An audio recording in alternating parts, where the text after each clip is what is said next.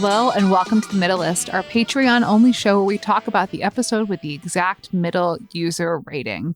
We want to see what the show looks like at its exact average because every show has highs and lows, but spends most of its time in that big middle. The big middle. Today's episode, which I had to, as we talked about in the main one, I had to do a little bit of math. Basically... And I did a little bit of math. Okay. And basically what I did is I just subtracted the number of episodes that the 10th reboot season was, and then just took the middle from there, and we get season 2, episode 16, Born to be Wild. Yep. So in this episode, Roseanne is sort of lamenting that they don't go anywhere, they don't do anything anymore. All they do is watch TV. She's bored. She's missing the sort of spark and joy. And while they're arguing about that in the living room, up rolls some dude on a Harley. Played by J.O. Sanders. J.O. Sanders, who is like, it's funny because like Laurie Metcalf is like comes out of Steppenwolf. He comes out of like Shakespeare in the Park and Broadway. He has performed at the Delacorte Theater, which is where Shakespeare in the Park is done more than any other actor. So he is like theater legend. He's such of the Laurie Metcalf ilk though. Like it's like if there was a Steppenwolf in New York, he would be there. It's just funny that they keep casting from like kind of the theater world. I think it helps. It's part of why the acting is so much better than similar TV shows. Yeah. So it's their friend their friend from the battle days, who they haven't seen in 20 years. And he's in town for a work thing and wants to know what happened to Dan's old motorcycle. And Dan shows it to him. It's sort of just in a pile in the garage. And he's like, sell it to me and I'll fix it. Sell it to me because it's an incredible bike. And Dan's like, okay, I don't really ride it anymore. And Roseanne is kind of bummed about that. She's like, but whatever. But then Dan can't do it. He can't sell it. So his buddy's like, I have a better idea. I'm going to stay here and I'll fix the bike and we'll work on the bike together. And they do. Yeah. So they like Roseanne started dating him because... Dan. Yeah, Dan. When they were teens, because he had a motorcycle and her parents would freak out if she dated someone on a motorcycle. And because... I think both the fictional and real Roseanne have a little bit of like an oppositional defiance disorder happening. She immediately made her want to date a dude with a motorcycle. And so there's kind of a sweet ending where they like both put on their like leather jackets from when they were younger. And then they recreate when he like first picked her up on his motorcycle and her being like, oh, my parents would kill me. And him being like, don't be a square.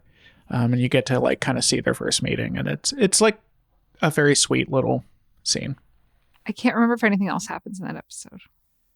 Was there a B plot? I'm not clear there was. I think it kind of was built around that. Oh, the B plot was Jackie, Laurie Metcalf. It was her first week as a cop. This was when she was becoming a cop. So there's like a scene where their old motorcycle buddy doesn't believe that she would become a cop, and she like shows him her badge and he laughs at her, and so she like handcuffs him to the bar and he's still laughing, and she like isn't sure how in the world she's going to prove to him that she has decided to go ACAB. Some notes I have are, what's John Goodman's hair doing in this episode? I was like, is it a wig? I don't think bizarre. It is. It's curly. Yeah, he has like this giant curly thing happening that is, it's weird. We talked about this a bit, like this feeling that Roseanne, maybe the real person, has some oppositional defiance happening. But you can see it in this episode. There's this point where they're talking about like DDT and what it does to birds.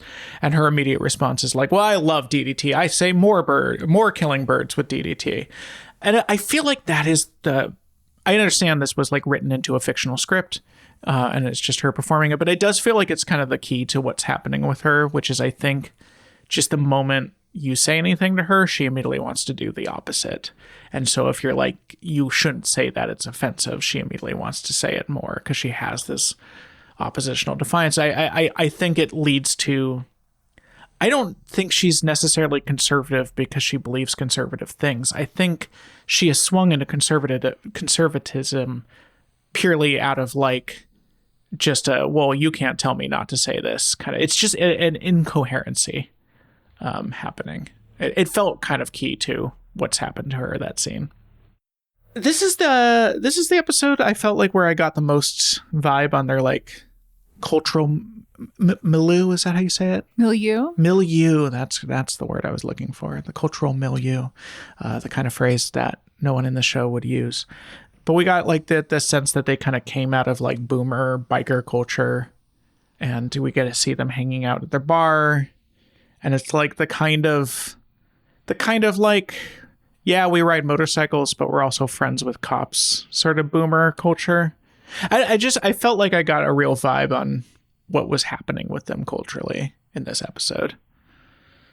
It's a really sweet ending. And then, so J.O. Sanders, do you want to talk about the Apple Family Plays, which is where I mostly know him from? Yeah, the Apple Family Plays.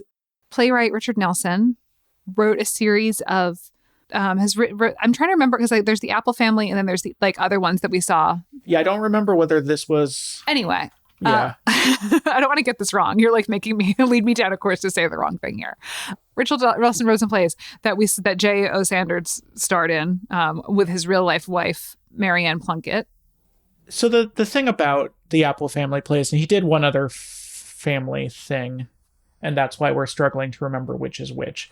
He's done 2 different cycles where it was the same family, and the premise of all of them is it's the same family over years. It's always over dinner, like they make dinner live on stage, real food, and then eat that dinner for real. So there was these 2 family cycles that he wrote, the Gabriels and the Apple Family. J.O. Sanders was in both of them. What made them interesting is they opened on every play took place on the day that the play opened. And so it was this real attempt to like tell the story of what was happening in America politically, but through the point of view of a real family. So you got kind of both the small scale family politics of what was going on between them and like deaths and dealing with aging, but then also discussion of bigger picture politics. And that's it for the preview. To hear the rest of this episode, as well as all of our other Middlest episodes and all of our episodes ad-free, please support us on Patreon. It really helps us out. See you next week.